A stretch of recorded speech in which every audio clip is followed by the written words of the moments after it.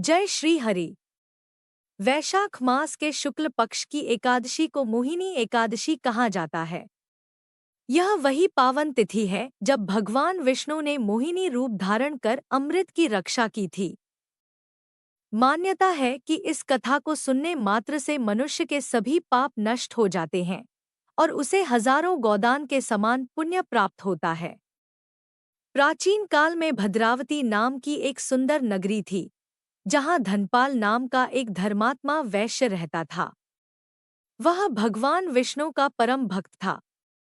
उसके 5 पुत्र थे, लेकिन सबसे छोटा पुत्र धृष्टबुद्धि बहुत ही पापी और दुराचारी था।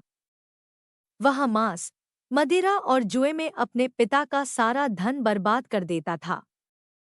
आखिरकार दुखी होकर उसके पिता ने उसे घर से निकाल दिया। दर-दर भटकते हुए, भूख प्यास से व्याकुल होकर वह एक दिन महर्षि कौंडिन्य के आश्रम पहुंच गया। उस समय वैशाख का पवित्र महीना चल रहा था। उसने ऋषि के चरणों में गिरकर अपने पापों से मुक्ति का उपाय पूछा। तब महर्षि ने उसे मोहिनी एकादशी का व्रत रखने की सलाह दी। धृष्टबुद्धि ने पूरी श्रद्धा और भक्ति से यह व्रत किया। इस व्रत के प्रभाव से उसकी बुद्धि शुद्ध हो गई और अंत में उसने दिव्य देह धारण कर भगवान विष्णु के धाम को प्राप्त किया। मोहिनी एकादशी का व्रत रखने से मनुष्य को मोह और माया के बंधनों से मुक्ति मिलती है।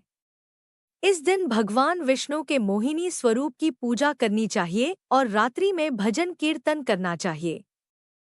जो व्यक्ति इस कथा को सुनता या सुनाता है, वह अंत में परम पद को प्राप्त करता है। बोलो भगवान विष्णु भगवान की जय।